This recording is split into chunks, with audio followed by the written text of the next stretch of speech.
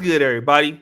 It's your boy O'Shea Duke Jackson back at it again with another episode in the collaboration, guys. You know I've been bringing them to you around this month, but man, I got a really special guest.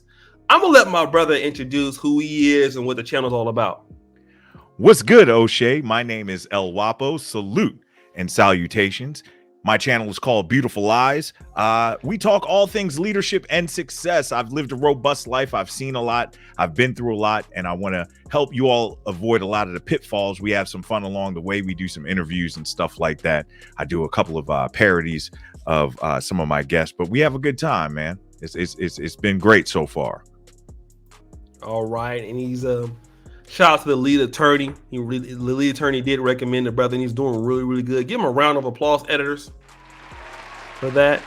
And you know, I've been watching you on the come up because the lead attorney, he did let me know who you were, and I've been seeing your channel the last few months, and you really have a very professional channel. I've seen you upgraded a lot of the things. You know, you got that good Shure SM7B mic, and you have a lot of fun on your channel. A lot of people are already starting to know who you are. And I asked you, give me some topics that we can talk about, right? And you had you had about 1,300. Yeah. And the one that we decided on is that people may or may not know this about you. I know that I didn't. But you have been going to Brazil for the last 16 years, right? Yep. Going on 16. Next year will be 16, about almost there, yeah. Okay. Now, you know, with a lot of African-American men and black men in general from the West, there is this kind of love affair with African-American men or black men coming from the West, going back and forth to Brazil. Ebony wrote this article in the Ebony's about black men going to Brazil. Then Al Grease, a good buddy of mine, she came up with Frustrated. And so you've been going to Brazil even before it was like quite popular. And I mean, like pre-internet days. What got you going to Brazil in the first place? So I'm gonna give you the honest to goodness truth, O'Shea, and hopefully my ex-wife doesn't see this. I went to Brazil for the first time in 2006 as a bachelor party, and we had a little too much fun, and I instantly fell in love with the spot. The food is phenomenal. The culture is second to none. The people are fantastic, and of course the women, they speak for themselves, man. So I fell in love, went for my bachelor party, came back, got married, and was back in Brazil 2 months later trying to buy some property down there. That's real, bro. That's real. Give me a round of applause for being a cheater. But no, seriously, let me ask you this though. Out of all the places, because I know about you, you told me some things about some of your, educational accomplishments, and what I've known is that I would consider you to be a black man, in the upper middle class, academically qualified African-American men. That tends to be historically, I don't know necessarily about now, but around that time from the 80s and early 2000s, those were the black men who could afford to go to Brazil. Right. Now, what was it about high class black men that wanted to go to Brazil in the first place, even if they had not been before? So, just like I'm in a fraternity, okay, O'Shea, I'm in an old fraternity that like predates Jesus. And we talk about in our fraternity that information is passed mouth to ear. Okay. So a lot of the stuff you don't really see out there. Like you said, this is pre the internet getting real big and all this information being on YouTube and stuff like that. But you get in the barbershop, you start going to country clubs or hanging out in the lodge and stuff like that. You start to hear stories, and man, sometimes, curiosity gets the cat killed. I'm not going to say it kills the cat, and you got to go down there and kill the cat, man. So, so yeah, man, I started hearing some stuff about it. My homeboy, my tightest homeboy was like, yo, we going to do something big. We're doing your bachelor party out of the country. What do you think about here? And I was like, let's do it, yo, because I planned on being married, for the rest of my life. I'm about to get married again for the third time, just for the record. Okay. But I got it figured out this time, boss. Okay. But let me ask you this, right? Because you're from a historically black city. You don't have to tell which one, but you're from a black city. I'm from Baltimore. I'm cool with saying it. Gunshots! Make you had those. Baltimore.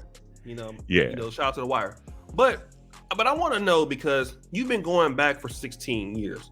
Yeah. A lot of the African American men, and I know you just joined YouTube here in April, But in the Black manosphere, we've had many shows and many discussions about Colombia, Yep. Brazil, the Dominican Republic.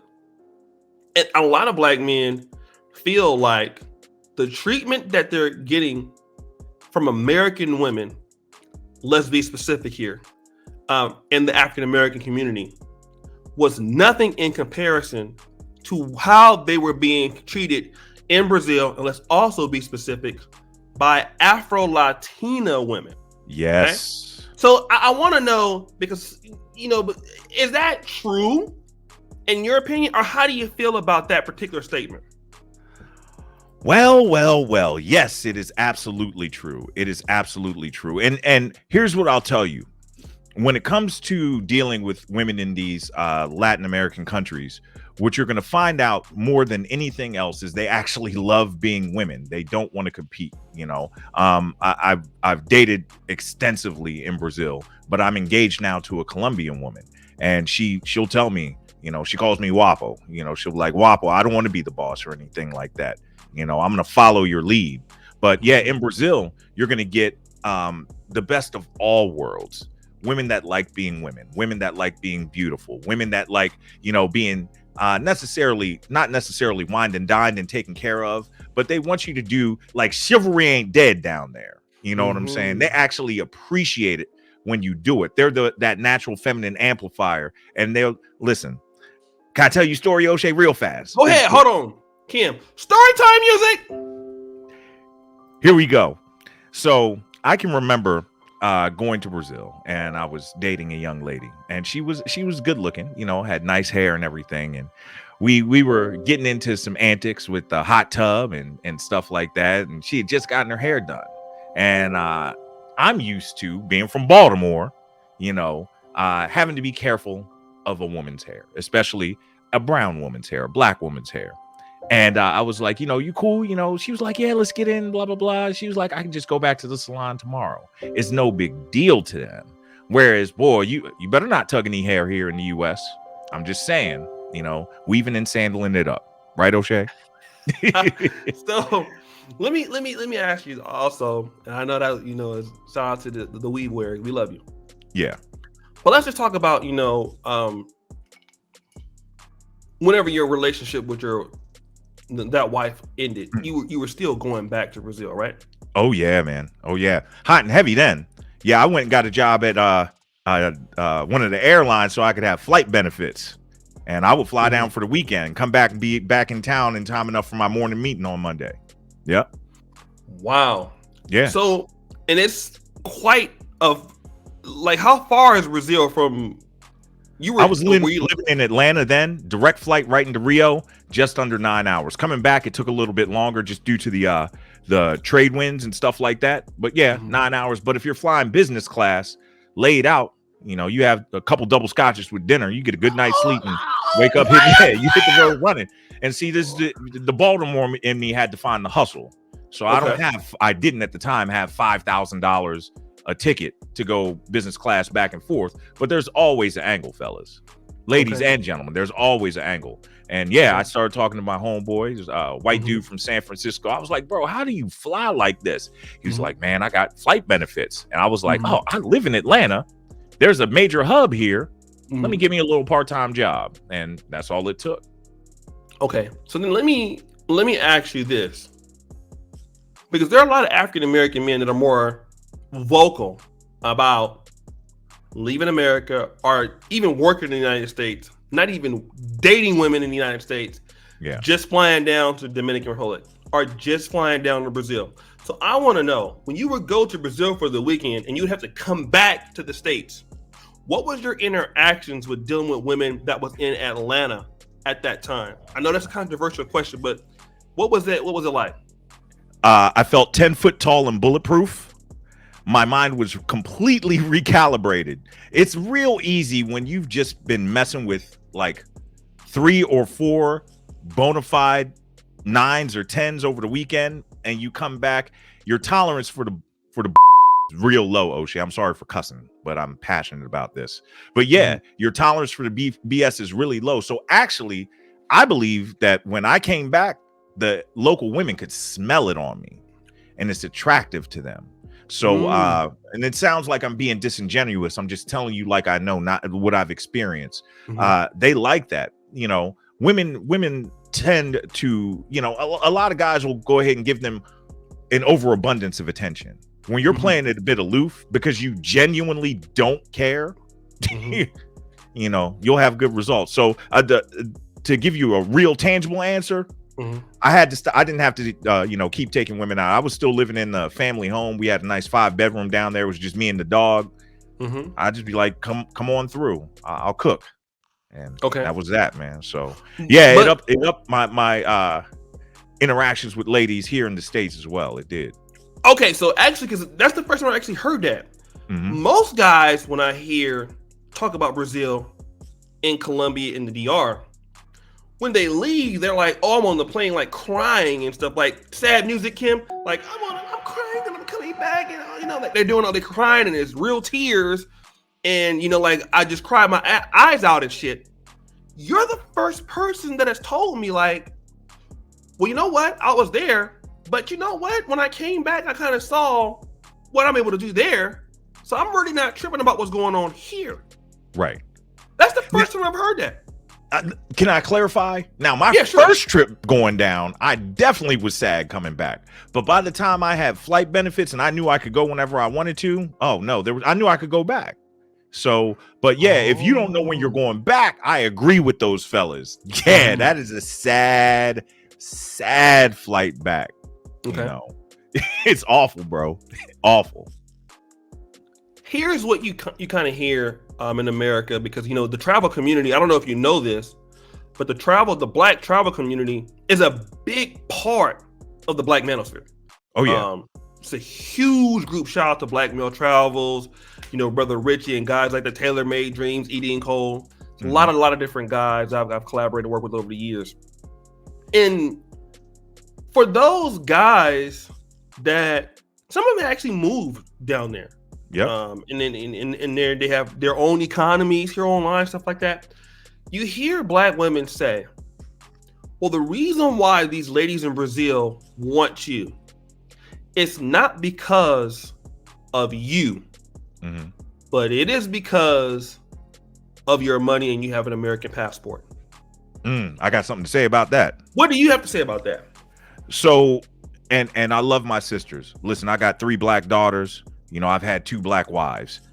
I got a black mama and a black sister. But here's the bottom line.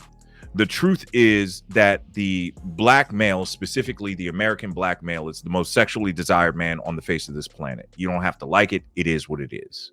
A lot of women have to have this desire in secret, but given the opportunity, they will take advantage of it.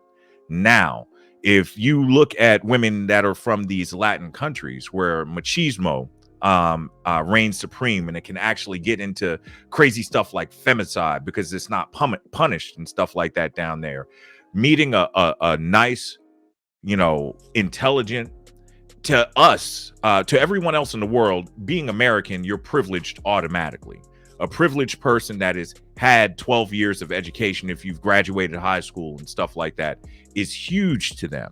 A lot of these women don't want to leave their homes and their countries. They love their family. My fiance, she is Colombian from just outside of the capital of Bogota. Her family has dough. You know what I'm saying? I took her down there in July and we went to visit and stuff, and she spent some time with her family. But they got dough. I met her here. She had been here for 4 years, you know, and makes more money than 90% of men in the United States. So it's not about that. You've got and this is no diss to any other culture of men, right? But you're in Europe right now. You've traveled extensively to Africa. I've been to Asia quite a bit, you know, and stuff like that. And when it comes to the proper amalgamation of what a good man is considered and what a woman actually wants, she wants a guy that's going to be strong and protective and stuff like that. The American black man is the most protective man for his woman on the face of this planet. We are known for that. We are the best white knights out there, for real. So, for real, you better not say nothing about my mama. That's true. Yeah. So they see this And that's why they're coming for us, man. They're coming. I wasn't even looking for a relationship, bro. And LaBea, I call her LaBea. You know, LaBea came and snatched me up. She was like, you ain't getting anywhere. Going anywhere. I was like, well, I guess I'm getting old. I guess time to settle down. But it's like that in Brazil, too. And they will pursue you aggressively and relentlessly if they like you, but in a positive way. They can go a little crazy. Don't get caught with another girl. But yeah. So let me kind of deal with that part, because I just did a show with a brother by the name of the Developing Dad. I don't know if you saw that show. I didn't catch all of it, but I know who you're talking about, and I did catch a piece. Yes. Okay. So this gentleman is this is the second time I'm mentioning him. He is in the somewhere in the South. I forgot what city it is, but he's 43, 5 kids. He has a son that's 16 years old. Now, what he says is that his son is automatically in the school that he is, the young ladies that are there, which are non-black for the most part, are picking up and like trying to date him.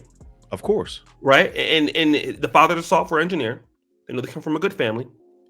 The young ladies recognize these traits about him, and they're already understanding, here's a young man that's coming from a family with good values.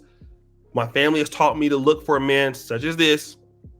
And hey, I want to date this guy. He says, you know, a lot of the young black women don't even bother. I don't even think he said that, but or at least that his son won't even probably date black women as he gets older, right? Now you said this as a man that is from the African American community. You've married 2 black women, but you're getting ready to get married to a Colombian woman.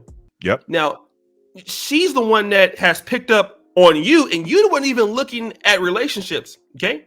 So let me kind of break this all back down, because you're already going overseas. Yep. And you have some black men who are here, maybe not going overseas, but then they're around other ladies from other parts of the world. Are black women in the African American community, do you believe they're in trouble because these other groups of women who can pick up these good things that their families taught them about, good traits in men, they can see these things, and black women may not be able to see these things because of their childhood? Are African American women, are they in trouble in the dating market? Yeah, they are. And it's sad to say, because I want to see sisters win. I do. But you got to stop being so daggone hard-headed, for real. So I get it. We are all products of our environment. You're going to be the average of the 5 people you spend the most time with. And if you're that 5 people you spend the most time with are your single mother, your single grandmother, and your single aunties, and your sister who's single, you're not going to understand what it is that you're missing. I've made a video before talking about the modern African American woman's not even on the playing field. You know, while these other women have been training their entire lives to be wives, LaBea has been training her entire life to be a wife. She came right in when I moved her into my house. This is her house. She takes care of it. I haven't washed clothes other than when she was out of town. I don't wash dishes, none of that stuff. I love to cook, and she insists on cooking for me. I'm telling you, I come home. She could have been home all day. I come home. She's dressed to the nines. This woman puts on perfume to get into bed with me at night. Y'all ladies, there are levels to this. And there are Latin women are cold-blooded when it comes to this. Also, Asian women. And yeah, you're in a lot of trouble. So here's the benefit of the black manosphere that I see. For the person that is receptive, the female, the black woman that is receptive to actually listen to some of the messages, you know, that are out there, you actually have the opportunity to separate yourself from the masses, to be the cream that rises to the top, and you're instantly going to be recognized. Because I'll be honest with you, my fiance, she's more of like a white Colombian, but even she knows this. I will always give a black woman the first right of refusal. But when you send the bummiest of candidates my way, you're only going to get 1 or 2 interviews, and then I'm going to start looking elsewhere. So, yeah, they're in a ton of trouble. But for the ladies that listen, the future is bright, because you will stand out from the masses. And that's why I try to debunk some of these beautiful lies. That's why I call the channel Beautiful Lies. If you'll stop listening to that soul food for your ears and actually start, choking down your version of the red pill ladies, man, you can win. Black women, you can win. Y'all honestly are the finest women on the planet when you do it the right way. But you can't argue for your weight and the weave and the nails and all that stuff. And we're telling you we don't like it. Tattoos and on your neck, we don't like it. So what are you going to do? You're going to lose to the Latinas until you get it. I know that's cold. My bad, O'Shea.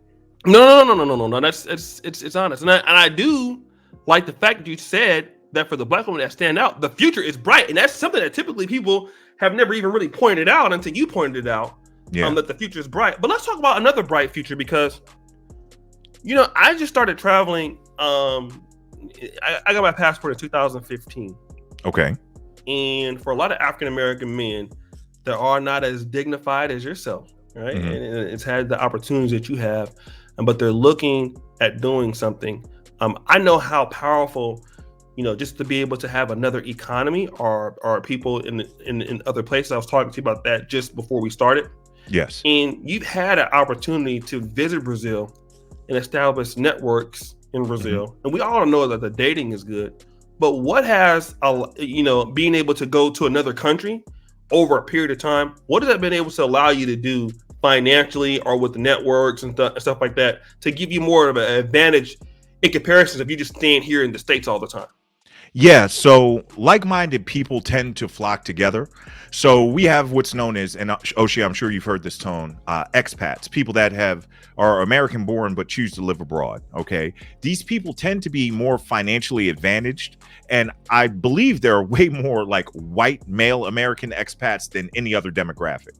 So after going to Brazil for a couple of years, I try to go 2-3 times a year, and it's expensive. It was expensive back then. I was in my 20s. So and you spend, by the time the exchange wasn't so good, so by the time you get your spending money together and your apartment that you're renting and everything, it might cost you $4,000 or $5,000. So I was like, I got to find a way to make money down here. So I had a technical background. I was an aircraft mechanic in the Air Force before I went to the academy and learned to fly. And then I was in telecommunications. So I knew technology pretty good. I started asking around, just talking to my little network of former American friends that lived in Brazil. And I met a guy that ended up being my business partner and one of my best friends. He's how old is he? I don't want to say his name on here, but he's married to a Brazilian woman. We started doing business together. We got an import license down in Brazil and just small electronic stuff that's made here that it's not easy for them to get down there. We were able to import it. I actually ran the logistics side of this small company. So we had couriers for like, rapid deliveries that needed to happen. And we've done pretty good over the last decade. So now instead of going to Brazil and spending money, I go and I make money. So that's nice. Yeah. So just that alone, it has opened your world to making more money. But the key thing for a lot of guys is that you keep going back to the same place over time to develop those relationships and things like that, right? Because a lot of guys, in traveling, guys, I'm going to DR, I'm going to Italy. But one of the things about you is, you probably went other places, but you kept going back to the same place all the time. How did that help you? In cases like, you're going everywhere else. Right. So it's helped me just with some consistency, right? I don't know if you know who John Maxwell is. John Maxwell is one of the top leadership coaches in the United States, okay? And he has this kind of like a TED Talk. He does all these audios and podcasts and stuff like that. And he tells this story of how you actually can accomplish anything. Imagine you go out into the middle of the woods, the redwood forest, and you see this huge redwood. He said that if you go and you give that thing just 5 swings every day, no matter how big the tree is, eventually it'll fall. Now, what you can't do is go on Monday and do 5 swings here, and then Tuesday do 5 swings here, and Wednesday 5 swings here, all different trees throughout the forest. You're not going to make any progress. So how is going to Brazil helped me a lot.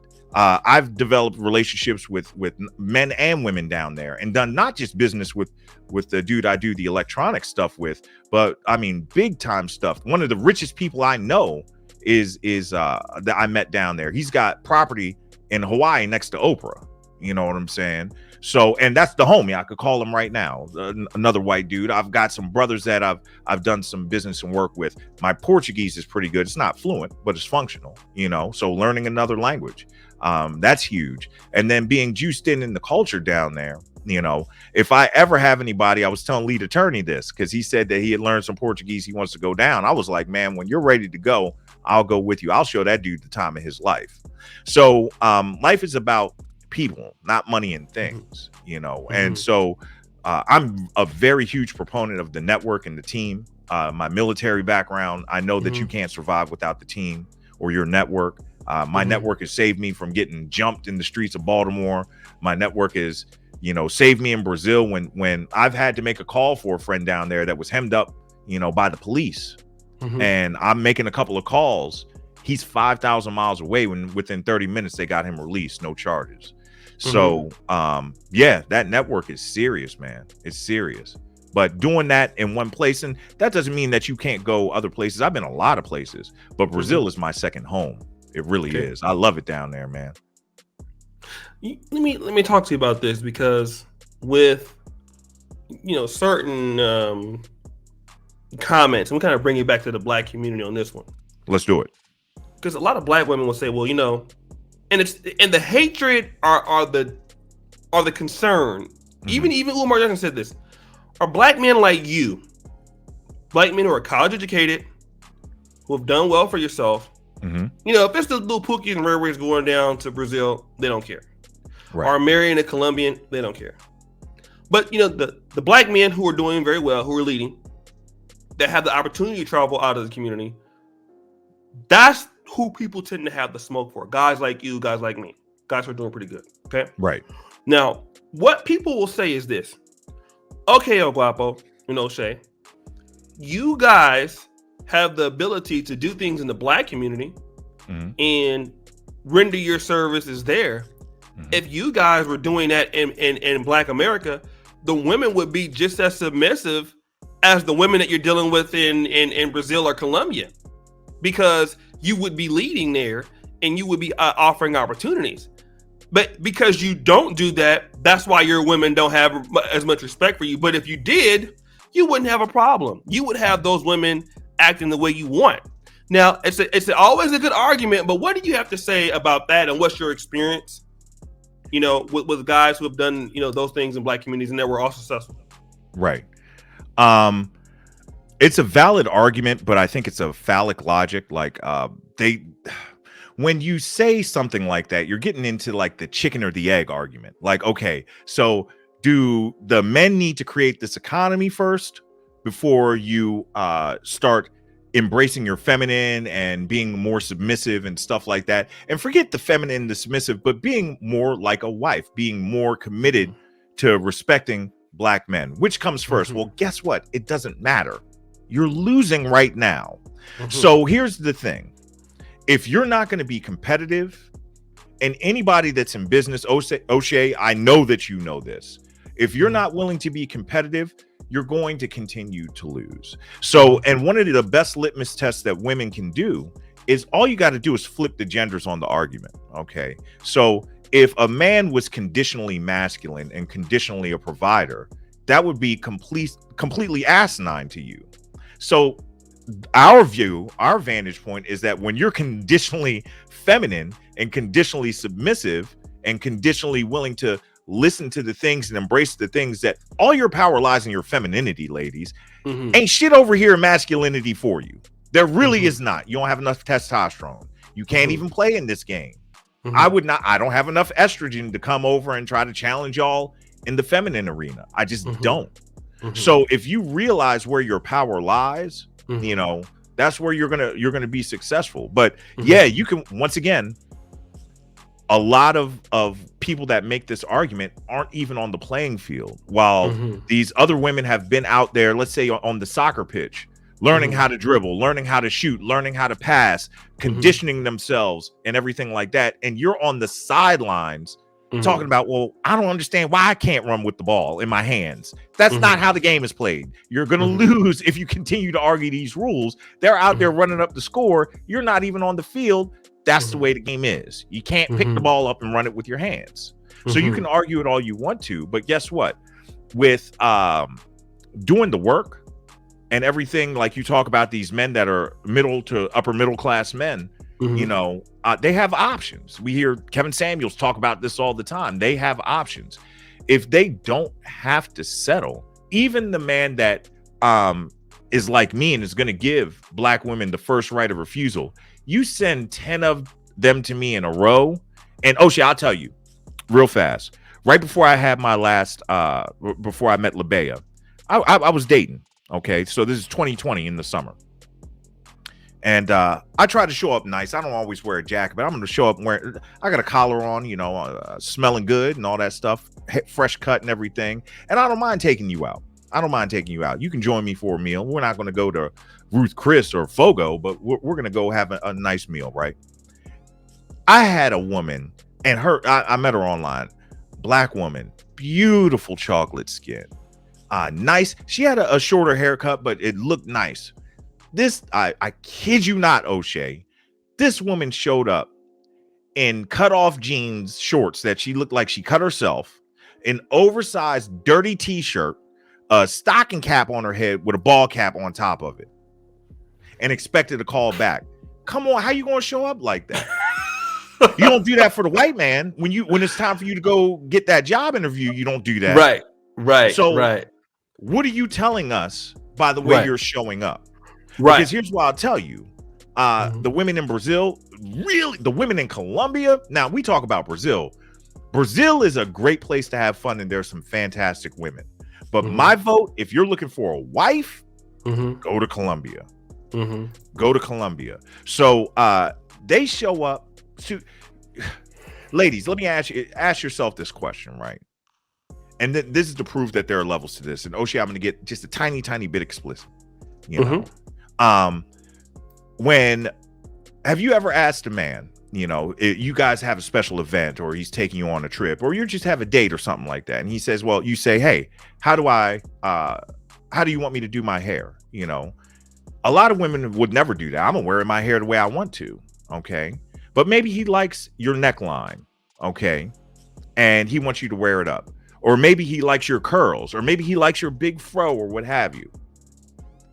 Have you ever asked a man that question? Now, let me show you how there's levels to this, right? Because a lot of you ladies are not going to say, yes, they've asked. I've had a Brazilian woman ask me that question. And I said, hey, you know, I like your hair the way it is. I like those nice big curls. It's nice. You could wear it. She was like, no. I'm going to the salon. How do you want my hair down there? Do you want the triangle? Do you want the landing strip? Do you want the natural Brazilian? Levels.